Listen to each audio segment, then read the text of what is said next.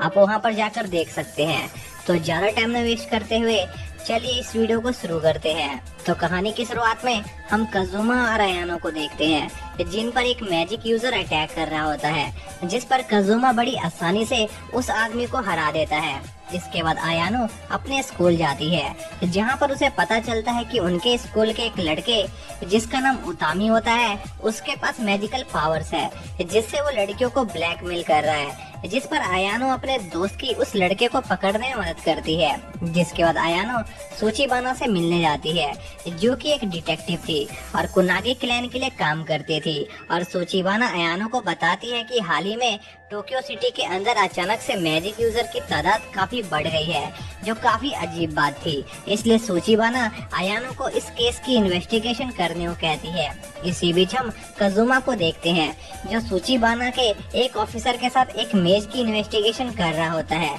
लेकिन वो मेज उन पर अटैक कर देता है, जिस पर कज़ुमा उस मेज को अपने विंड मैजिक से हरा देता है, जो उन्हें बताता है कि उसे ये पावर्स पेंडामोनियम नाम की एक जगह से मिली है। तभी कज़ुमा को एक लड़की दिखाई देती है, जो बिल्कुल सोलिंग की तरह दिखाई दे रही थी, जिस पर कज़ुमा उसका पीछा करने लगता है, पर वो लड़की वहाँ से गायब हो जाती है। इसी बीच वो मैजिक यूजर भी वहाँ से भाग जाता है। जिसके बाद हम कज़ुमा को देखते हैं, जो उसी लड़की के बारे में सोच रहा होता है, जो बिल्कुल सोलिंग की तरह दिख रही थी। इसी बीच हम रैन को देखते हैं, जो अपने दोस्तों के साथ कहीं जा रहा होता है। तभी कुछ लोगों का ग्रुप उन्हें पकड़ लेते हैं, जो उन्हें लूटना चाह रहे थे। और हम देखते हैं कि उस ग्रुप का लीडर भी एक मैजिक यूजर था, जो उन पर अटैक कर देता है। जिस पर रैन उस आदमी से लड़ने लगता है, पर वो देखता है कि उसके अटैक उस आदमी पर काम नहीं कर रहे हैं, क्योंकि उस आदमी की बॉडी पर एक एविल स्पिरिट ने कब्जा कर रखा था। जिस पर रैन अपने फायर मैजिक से उस एविल स्पिरिट को डिस्ट्रॉय कर देता है, जिससे वो आदमी अपना मैजिक यूज नहीं कर पा रहा होता है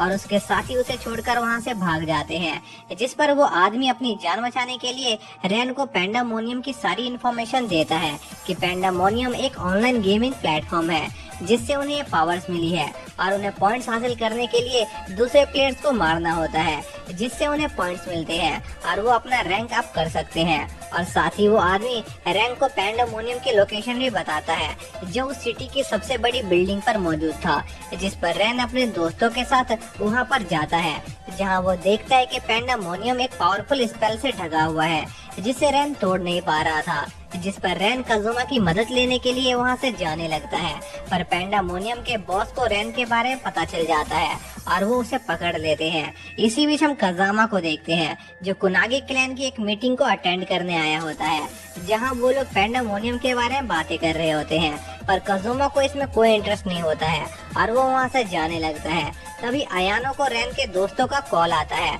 जो उन्हें रैन के गायब होने की न्यूज देते हैं। जिस पर कज़ुमा, अयानो और सूचीबाना तुरंत उस लोकेशन पर जाते हैं, जहां पर कज़ुमा को एक डिस्टॉर्टेड मैजिक महसूस होता है, जिस पर वो वहां पर अटैक करता है, जिससे वो स्पेस खुल जाता है और वो उसके अंदर चला जाता है। और कज़ुमा के पीछे पीछे अयानो और सूचीबाना भी पेंडामोनियम के अंदर आ जाते हैं, जहाँ पर अयानो और सूचीबाना का सामना लैपिस से होता है, जो सूलिंग की हमशक्ल थी। जिस पर लैपिस और अयानो में फाइट होने लगती है। इसी बीच हम कज़ुमा को देखते हैं, जो पेंडामोनियम के भूल भुलैया में फंस गया होता है और वो उस इल्यूजन को डिस्ट्रॉय नहीं कर सकता था, क्योंकि इससे वो पूरी बिल्डिंग डिस्ट्रॉय हो जाती। तभी कज़ुमा को बरखाट और रैन का मैजिक महसूस होता है, जो उन्हें देख रहे थे। जिस पर कज़ुमा उस मैजिक को डिस्ट्रॉय करके उनके पास पहुंच जाता है। तभी वहाँ पर लैपिस और अयानो भी आ जाती हैं, जहाँ पर अयानो लैपिस को जान से मारने वाली होती है, लेकिन कज़ुमा अयानो को ऐसा करने से रोकता है और बरखाट से लैपिस के बारे में पूछता है। जिस पर बरखाट कज़ुमा को बताता है कि उसने लैपिस को सोलिंग की लास्ट मेमोरी से बनाया है। जिसके बाद लैपिस उस जगह को अपने एक अटैक से डिस्ट्रॉय करने लगती है और बरखाट लैपिस के साथ वहाँ से भाग जाता है। और समय रहते कज़ुमा भी अपने सभी दोस्तों को लेकर वहाँ से निकल जाता है, लेकिन पेंडामोनियम वाले हादसे के बाद से अयानो ने कज़ुमा को नहीं देखा था। इसी बीच हम कज़ुमा को देखते हैं, जो अपने और सोलिंग के पास्ट के बारे में सोच रहा होता है, जिससे उसे बहुत दुख होने लगता है और कजुमा डिसाइड करता है कि वो बरखाट को जान से मार देगा। जिसके बाद कजुमा बरखाट का पता लगाने के लिए पैंडेमोनियम के प्लेयर पर अटैक करके उन्हें जान से मारने लगता है, पर उसे उनसे कुछ खासा इन्फॉर्मेशन नहीं मिल रही होती। तभी कजुमा पैंडेमोनियम के एक बैटल इवेंट पर जाता है जहां पर प्लेयर्स अपना रैंक बढ़ाने के लिए एक दूसरे से लड़ रहे होते हैं और कजुमा वहां पहुंचकर बड़ी आसानी से उन लोगों को हरा देता है और उनके दिमाग से इन्फॉर्मेशन निकालने लगता है, जिससे वो मारे जाते हैं। और कजुमा को उन लोगों से उतामी के बारे में पता चलता है, जिस पर कजुमा उतामी को अपने जाल में फंसाने के लिए अयानो की एक दोस्त का इस्तेमाल करता है, जिससे उतामी बदला लेना चाहता था,